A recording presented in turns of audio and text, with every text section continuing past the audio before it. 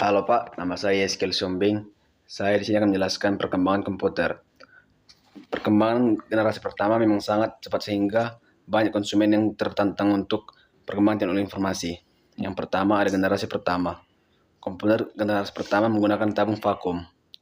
Yang generasi kedua adalah komputer generasi yang dikembangkan pada awal tahun 1950.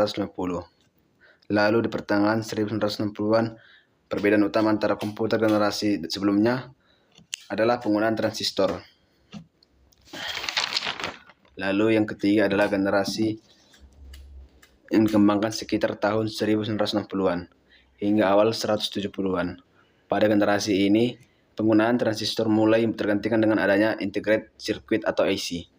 Keempat, perkembangan komputer generasi keempat berlangsung sekitar tahun 1970-an hingga pertengahan tahun 1980-an. Yang kelima adalah komputer generasi termasuk komputer era modern yang sangat ini kita gunakan dan terus berkembang. Sekian. Halo semuanya, perkenalkan nama saya Kamil Martalina Syambing. Di sini saya akan menjelaskan bagian B yaitu transmisi data. Transmisi data adalah proses pengiriman informasi melalui media kabel maupun nirkabel dalam bentuk analog ataupun digital. Media kabel atau twist-pair, koaksial dan serat optik umumnya lebih aman dan stabil.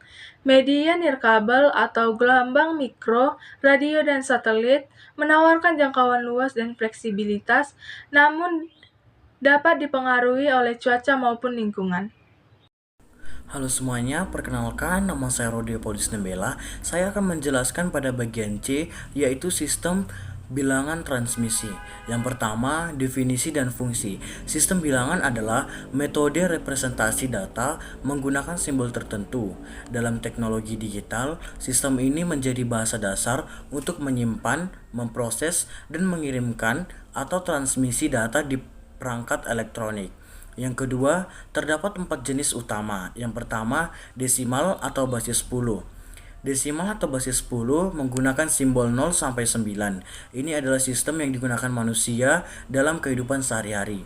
Yang kedua, biner atau basis 2. Biner atau basis 2 hanya menggunakan simbol 0 dan 1, merupakan bahasa asli mesin atau komputer. Satuan terkecilnya disebut bit. Yang ketiga, oktal atau basis 8. Oktal atau basis 8 menggunakan simbol 0 sampai 7, berfungsi untuk menyederhanakan biner. 1 digit oktal sama dengan 3 bit biner. Yang keempat, heksadesimal atau basis 16, menggunakan simbol 0 sampai 9 dan huruf A sampai F. Standar modern untuk alamat memori dan kode warna. 1 digit heksa sama dengan 4 bit biner. 3. Prinsip konversi untuk menghubungkan antar sistem bilangan menggunakan 2 metode. Yang pertama, metode kedesimal atau kalikan setiap digit dengan basis pangkat posisi dari kanan. Yang kedua, dari desimal, bagi bilangan dengan basis tujuan secara berulang. Lalu urutkan sisa pembagiannya dari bawah ke atas. Sekian dari saya, terima kasih. Halo Pak, nama saya Celo Felix Yohanes Raja Bu. Saya akan menjelaskan mengenai materi gerbang logika yang ada di bab 4. Gerbang logika. Gerbang logika adalah penyusun dasar elektronika digital yang bekerja menggunakan sistem boolean atau sistem biner, 1 untuk benar atau on, dan 0 untuk salah atau off. Yang pertama, gerbang dasar. Gerbang dasar yaitu NOT yang merupakan membalikkan input 1 jadi 0, input 0 jadi 1. Yang kedua, AND, output 1 hanya jika semua input bernilai 1. Yang ketiga, OR, output 1 jika salah satu atau semua input bernilai 1. Yang kedua, gerbang kombinasional. NA, ND atau NOT AND merupakan kebalikan dari AND, output 0 hanya jika semua input 1. NOR, NOT OR, kebalikan OR, output 1 hanya jika semua input.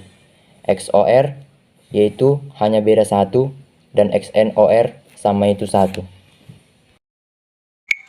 Halo, perkenalkan nama aku Jai Caroline Stumorang. Di sini saya akan menjelaskan ringkasan bab 5 yaitu penyimpanan data digital.